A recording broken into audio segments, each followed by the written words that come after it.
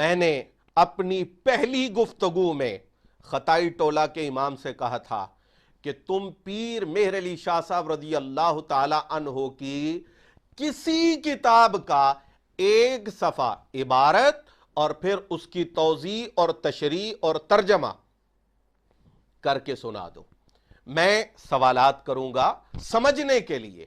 اگر تم ان سوالات کے جوابات دے سکو تو میں سمجھوں گا کہ واقعی تم نے پیر مہر علی شاہ صاحب کو پڑھا ہے. پچھلے چیلنج کو 1 سال گزر چکا ہے اور آج میں پھر چیلنج کر رہا ہوں کہ حضور اعلیٰ رضی اللہ تعالیٰ عنہ کی کل تصانیف نہیں، ایک تصنیف بھی پوری نہیں، بلکہ آپ کا صرف ایک مکتوب شریف پڑھنا ہے، اس کی فارسی عبارت پھر ترجمہ کرنا ہے اور پھر اس کی توضیح پیش کرنی ہے. اس وقت تو تعیین نہیں کی تھی کہ کہاں سے پڑھنا ہے. آج میں تعیین کر رہا ہوں. یہ حضرت کے مکتوبات طیبات ہیں اور مکتوبات طیبات میں مکتوب نمبر 255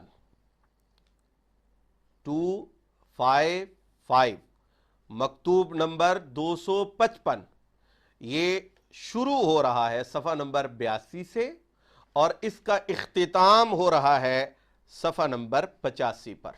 میں صرف فارسی میں وہ لفظ اس مکتوب سے پڑھتا ہوں جس میں انہوں نے خطائی ٹولہ کے پیشوا کو خطاب کیا ہے. سنیے. فرمایا برخوردارا ازیں جا دانستہ باشی کے فاضلیت واقعیہ آسان نیست. اے دل بہوس برسر کارے نہ رسی تا غم نہ خوری بغم گسارے نہ رسی تا شان صفت سر نہ نہیں در تہ ارہ ہرگز بسرے زلف نگارے نہ رسی. و برائے حصول علم اہل اللہ بمدارج ازیں کے گفتم جد و جہد باید نمود. خون نابے دل خور کے شرابے بے ازیں نیست.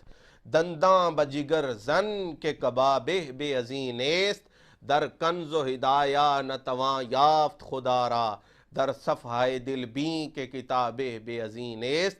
اللہم وفق اہل النعمانیت من المعلمین والمتعلمین والمعاونین لما تحب وترضى واجعل آخرتهم خیرا من الاولى فإنه لا حول ولا قوة الا بک وصل وسلم على خیر رسولک والحمد للہ رب العالمین.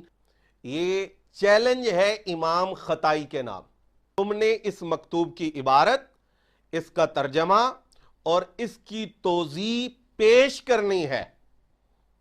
یہ زیادہ نہیں ہے، 2-4 صفحے ہیں. کم از کم اتنا تو پتا چلے کہ تم قبلہ عالم سیدنا پیر مہر علی شاہ صاحب رضی اللہ تعالیٰ عنہ کی عبارت پڑھ کر اس کا ترجمہ کرنے کی صلاحیت تو رکھتے ہو. پھر ہم دیکھیں گے کہ پیر صاحب رضی اللہ تعالیٰ عنہ کی فکر کیا ہے. پھر اگلی باتیں ہیں کہ فکر کا وارث کون ہے اور فکر کا وارث کون نہیں. مجھے اندازہ ہے کہ خطائی ٹولے کا پیشوا میرا یہ چیلنج قبول نہیں کرے گا. وہ عیاری سے اپنے کسی نمائندہ کو منتخب کر کے کہے گا کہ بیٹا یہ پڑھ دو.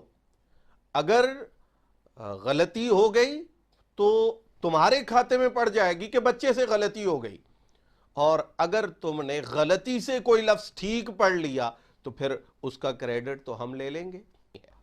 آج کے اس چیلنج کے بعد اگر حضور اعلیٰ گولوی رضی اللہ تعالیٰ عنہ کا مکتوب نہ پڑھا اور بہانہ بازی کرتے ہوئے راہ فرار اختیار کی تو غیرت ایمانی کا مجھے پتہ نہیں کہ وہ آج کل کن امور کے لیے استعمال ہو رہی ہے، لیکن غیرت انسانی کا تقاضا یہ ہے کہ جس ہستی کا ایک مکتوب پڑھ کر سمجھانے کی صلاحیت تمہارے اندر موجود نہیں ہے، اس ہستی کا نام اپنے مذموم مقاصد کے لیے استعمال کرنا چھوڑ دو. Truth TV